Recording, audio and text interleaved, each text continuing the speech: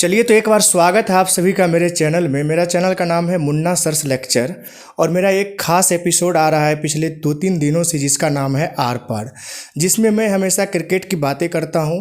Cricket भी पढ़ाई का ही एक हिस्सा है। ऐसा नहीं बोल सकते हैं कि क्रिकेट को हम पढ़ाई से दूर रख सकते हैं। क्रिकेट जो है खेल है और खेल भी हमारे एजुकेशन का एक हिस्सा है। तो आज हमारे इस खास एपिसोड में हमारे साथ चर्चा करने के लिए बैठे हैं अनुराग सिल्वेस्टर जी। अगर मैं इनका परिचय दूं तो इनका परिचय कोई एक परिचय नहीं है, 2-3 परिचय मैं देना चाहूँगा इनको लेकर के। सबसे पहले तो ये मेरे बहुत अच्छे मित्र हैं और दूसरा कि हम दोनों जो है कोचिंग संस्थानों में एक साथ कार्यरत हैं। सर का जो है फैकल्टी इंग्लिश है और मेरा फैकल्टी मैथ्स है, तो हम लोग एक साथ जो है कोचिंग संस्थान में वर्तमान समय में कार्यरत है। और तीसरा अगर परिचय दूँ तो क्रिकेट से बहुत ही ज़्यादा जुड़ाव जो है सर को है और मुझे भी बहुत ज़्यादा लगाव है, जुड़ाव है। तो इसीलिए सोचे कि जब हमें फुर्सत का मौका मिले या फुर्सत का टाइम मिले तो थोड़ी बहुत बातें जो है हम क्रिकेट के ऊपर करें। और क्रिकेट पर बातें करना बहुत अच्छा मुझे भी लगता है और सर को भी अच्छा लगता है। इससे पिछला एपिसोड मेरा 3 एपिसोड आ चुका है, पहला, दूसरा, तीसरा, जिसमें हमारे बहुत सारे बच्चे हमारे साथ में थे डिबेट में चर्चा करने के लिए। जैसा कि आप लोग बहुत इस एपिसोड को प्यार दिए हैं तो हम सोचे कि इसको हम आगे बढ़ाएँ। तो आज मेरे साथ अनुराग सर है। तो सर सबसे पहले तो आपका बहुत बहुत स्वागत है मेरे चैनल पे। जी, मैं मुन्ना सर को तहे दिल से धन्यवाद देता हूं। इन्होंने आज खास मौका मुझे दिया यहाँ पर कुछ सवालों को रखने के लिए। अब मेरे सामने ये तैयार हैं, तो बोलिए सर, मैं आपके सारे सवालों का जवाब देने के लिए तैयार हूँ। तो सबसे पहले तो बहुत बहुत धन्यवाद मैं अनुराग सर का देना चाहूँगा, जिन्होंने अपने एक बुलाने पर जो है वो एग्री हो गए मेरे शो में आने के लिए।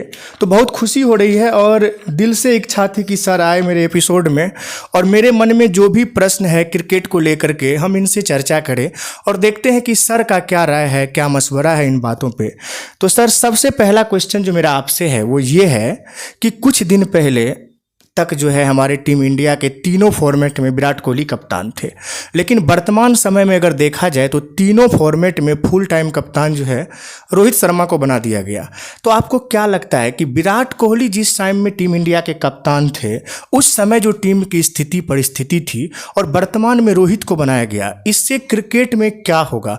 कुछ और आगे क्रिकेट हमारा इंडिया का जाएगा या पीछे जाएगा?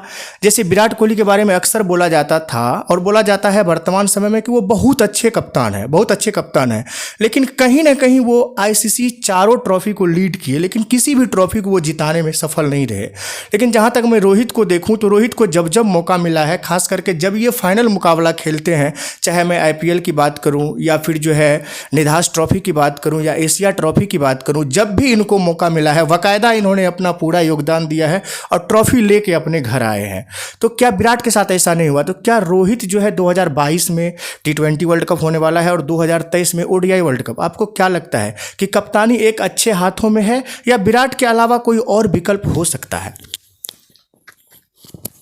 देखिए सर, निश्चित रूप से कप्तानी जो है सुरक्षित हाथों में है, इसमें कोई शक नहीं है। रोहित शर्मा ने जिस तरह से आईपीएल में देख लें आप, आईपीएल में उन्होंने जो किया मुंबई इंडियंस के लिए 5 ट्रॉफियाँ, 5, जी बिल्कुल 5 कम नहीं होती है। चेन्नई जो सबसे अधिक बार फाइनल खेली, तक जो है आईपीएल का सबसे ज़्यादा बार टाइटल लेने वाली वही टीम है। तो चेन्नई भी है बहुत अच्छी टीम, लेकिन वो फाइनल में बहुत ज़्यादा बार जगह बनाई है।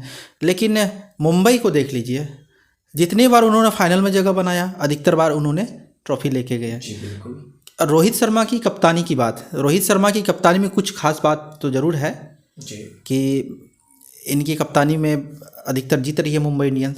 इंडिया का भी देख लीजिए, इंडिया का भी रिकॉर्ड जब कप्तानी करते हुए वो खेल रहे हैं तो इंडिया भी अच्छा परफॉर्म कर रही है। पिछले कुछ मैचों में भी आप देख लीजिए, निधास ट्रॉफी का आपने जिक्र किया था, वो तो एक्सेप्शनल जीत थी। लेकिन सर मैं ये बोल रहा हूँ कि निधास ट्रॉफी भी रोहित शर्मा के कप्तानी में ही खेला गया था और जो है ये एशिया कप जो है वो भी रोहित शर्मा की कप्तानी में, शायद जिस समय विराट कोहली अपने शादी को लेकर के इंगेज थे उसी टाइम ये सीरीज चल रहा था और विराट कोहली छुट्टी पर थे। हाँ, तो वहाँ भी फाइनल में पहुंचना बड़ी बात थी। फाइनल में तो राह बहुत मुश्किल थी, लेकिन वो तो दिनेश कार्तिक की करिश्माई पारी थी, वो उससे जीत मिली। लेकिन फिर भी हम लोग जो है फाइनल तक पहुंचने का सफ़र कप्तानी का बहुत ही खास महत्व होता है। किसी भी ट्रॉफी के फाइनल में पहुंचने के लिए कप्तानी का तो कोई खास रोल होता ही है। तो विराट कोहली की कप्तानी में देखिए, विराट कोहली की कप्तानी में तो अच्छी कप्तानी तो थी, लेकिन टीम जो होता है ना जी वो टीम वो मेरे ख्याल से अच्छा नहीं लेके जा रहे थे। और अच्छे अच्छे खिलाड़ी जो अनुभवी खिलाड़ी होते हैं उनको भी रखना ज़रूरी होता है। जैसे कि आप ओडिया वर्ल्ड कप देख लिए 2019 का, तो उसमें क्या हुआ कि न्यूजीलैंड से जो मुकाबला चल रहा था, रन ज़्यादा नहीं था, 240 रन था मात्र, लेकिन वो काफ़ी महंगा साबित हुई भारतीय टीम के लिए। सर एक बात हम और पूछना चाहेंगे, जब आप न्यूजीलैंड का चर्चा किए तो मेरे जहन में एक प्रश्न बहुत दिनों से है कि क्या न्यूजीलैंड की पारी जो है कम रनों पर सिमट गई? क्या इंडिया उसको हल्के में ले ली, इस वजह से इंडिया को वो मैच हारना पड़ा? क्या इसमें आपका क्या राय है? नहीं, वो हल्के में तो कोई भी इतनी बड़ी टीम है जो नंबर 1 बनी हुई है, तो वो किसी भी टीम को हल्के में नहीं लेकर के बनी है। जी, वो मेहनत करते हैं, वो आंकड़े को देखते हैं, उस हिसाब से अपना परफॉर्म करते हैं। इंडियन टीम ऐसी नहीं है कि मतलब कि छोटा स्कोर देख लिया तो निश्चिंत हो गए, ऐसा नहीं है। न्यूजीलैंड भी एक बड़ी टीम है जो टक्कर दे सकती है किसी। न्यूजीलैंड भी काफ़ी मजबूत टीम थी, 2019 वर्ल्ड कप में काफ़ी मजबूत टीम थी। जैसा आपने देखा, इंग्लैंड से आसानी से वो हारे नहीं, वो भी फाइनल में, वो भी कौन सा चौके के आधार पे। जी हाँ, जी। मतलब वो कौन टीम जो है कितना ज़्यादा चौका लगाई तो बाउंड्रीज के आधार पर यस जीती। सुपर ओवर भी जीत, मतलब टाई हो गया था, सुपर ओवर भी टाई हो गया था। तो न्यूजीलैंड के बॉलर्स थे जी, और न्यूजीलैंड की पारी समाप्त हुई तो बारिश आने लगी, मौसम ख़राब।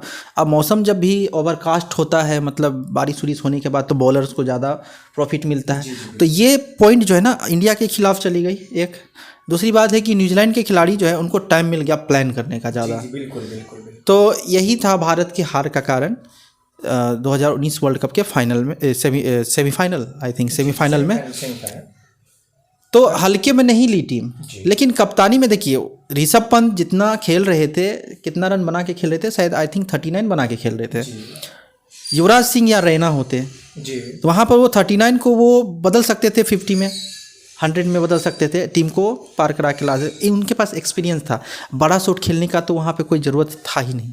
जैसा कि ऋषभ पंत 39 बना करके बड़ा शॉट खेल बैठे, हाथ में विकेट गंवा दी। उसके बाद से तब फिर मुश्किल हो गया, फिर न्यूजीलैंड कभी भी गेम में आ सकती थी। दोनों का 50-50 हो गया। जी बिल्कुल। जब तक ऋषभ पंत थे तो उसके बाद 2-3 विकेट गिरा हुआ था, शायद 3 या 4। हाँ। तो वहाँ पर इंडिया टीम अच्छा चल रही थी। ऋषभ पंत तो टिक गए थे, अच्छी तरह खेल रहे थे, लेकिन उनका विकेट गिरने के बाद थोड़ा दबाव में आ गई टीम। चलिए, तो सर के जवाब से हम बहुत ही ज़्यादा संतुष्ट हैं। बखूबी उन्होंने उत्तर दिया मेरे प्रश्न का। सर, अगर हम आपसे एक सेंटेंस में पूछें वर्तमान हालात को देखते हुए कि वर्तमान समय में रोहित शर्मा एक बेहतर कप्तान है या विराट कोहली है, कोई आपको कारण नहीं बताना है, सिर्फ आपको आंसर देना है कि रोहित शर्मा बेहतर कप्तान है या विराट कोहली, सिर्फ एक का नाम बताना है आपके दृष्टिकोण से। जी, रोहित शर्मा। चलिए, बहुत अच्छा। तो सर का कहना है कि रोहित शर्मा जो है बेहतर कप्तान है। और एक बात बोलना चाहेंगे सर कि आज शाम 7 बजे से जो पहला T20 मुकाबला श्रीलंका के खिलाफ खेला जाएगा, उसमें सूर्यकुमार यादव और दीपक चहर दोनों चोटिल हो चुके हैं।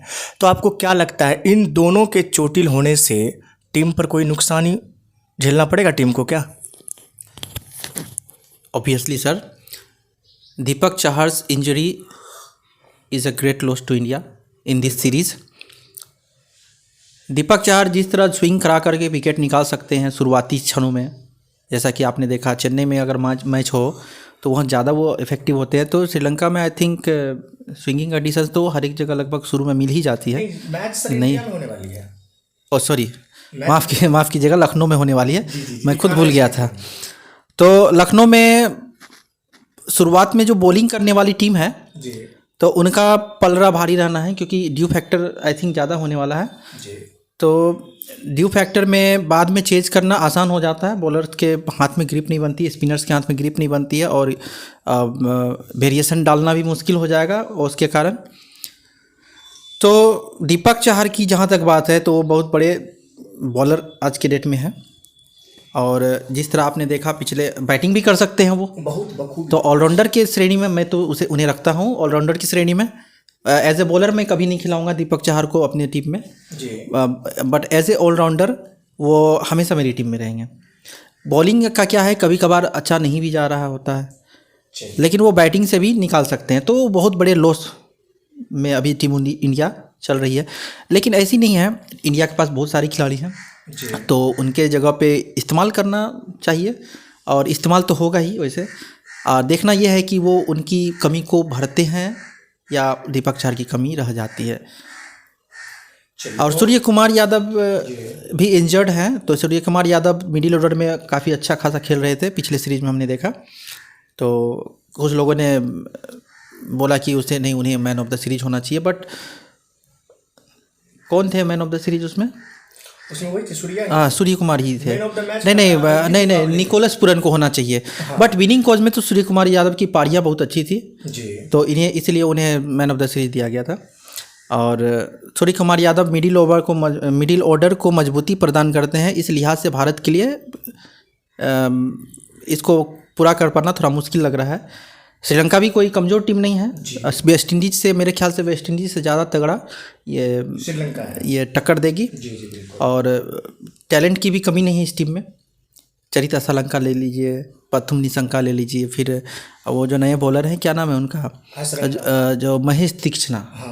इस बार चेन्नई सुपर किंग्स ने उन्हें खरीद लिया है, और मुझे लगता है कि वो काफ़ी अच्छे बाय हैं इस ऑक्शन में चेन्नई सुपर किंग्स के लिए। तो महेश तीक्ष्णा है उनके, वो टक्कर दे सकते हैं। तो सूर्य कुमार यादव इंडिया के लिए बहुत बड़ा लॉस है इस सीरीज में, तो उनके जगह पे आई थिंक संजू सैमसन को खिलाना चाहिए। संजू सैमसन जो हैं वो टॉप ऑर्डर के बल्लेबाज हैं, उनको आप 5-6 पर नहीं खिला सकते हैं वो टॉप ऑर्डर बल्लेबाज हैं। तो अगर उनको खिलाते हैं तो किसी न किसी को बाहर रखना पड़ेगा आई थिंक। तो संजू सैमसन को, ईशान किशन तो ठीक है, ईशान किशन को तो ओपन कराना चाहिए मेरे ख्याल से, ऋतुराज से के साथ ओपन कराना चाहिए ईशान किशन को। और रोहित आपको लगता है कि ओपन नहीं करना? लेकिन सर एक क्वेश्चन यहाँ पर मैं करना चाहूँगा आपसे कि रोहित के साथ देखा गया है 2013 के बाद, जब से वो कंटिन्यू जो है ओपनिंग कर रहे हैं टीम इंडिया के लिए, तो जब उन्हें ओपनिंग नहीं कराया गया है, 2 या 3 या 4 नंबर पर उन्हें भेजा गया है, 2-3 मरतबा ऐसा हुआ है, लेकिन रोहित के बल्ले पर बिल्कुल भी गेंद नहीं चढ़ पाता है। ऐसा लगता है कि ओपनिंग के अलावा रोहित के लिए कोई जगह टीम में फिट नहीं बैठता है। ऐसा मैंने पिछली मुकाबले में भी देखा था, जब टॉस के दौरान ही रोहित शर्मा बोल दिए थे कि आज ओपनिंग जो है ईशान किशन और ऋतुराज गायकवाड़ करेंगे। जब उन्होंने वापस से आया तो लग ही नहीं रहा था कि वो रोहित है जिनको हम पिछले मैच में देखे थे। तो आपको नहीं लगता है कि रोहित शर्मा जो है उसको ओपनिंग की जगह किसी और जगह देना टीम के लिए नुकसानदेह साबित हो सकता है? देखिए, नुकसानदेह तो साबित हो सकता है। मेरा मतलब ये था कि रोहित शर्मा फर्स्ट डाउन आएंगे जी। अगर देखिए जल्द विकेट गिर जाती तो रोहित शर्मा आएंगे, तो वो एक तरह से ओपनिंग ही हुई। तो फर्स्ट डाउन के अलावा रोहित शर्मा के लिए मैं कोई दूसरा स्थान देखने जाने वाला हूँ नहीं, या तो ओपनिंग या तो फर्स्ट डाउन, उससे नीचे मैं जाने वाला नहीं हूँ उनके लिए। तो एक चेंज करके देख सकते हैं, मे बी हो सकता है, ये ऐसा पॉसिबल है, बट आई थिंक लेकिन ऐसा करेगी नहीं टीम, क्योंकि रोहित शर्मा ओपन में ज़्यादा अच्छा खेलते हैं, ओपन में अटैक करके खेलते हैं। बिल्कुल। और पावर प्ले का उनसे ज़्यादा अच्छा फ़ायदा उठा अभी और कोई दूसरे नहीं सकते हैं। बिल्कुल। तो इस सेगमेंट को यहीं पर ख़त्म करते हैं, फिर अगले सेगमेंट की हम तैयारी कर रहे हैं।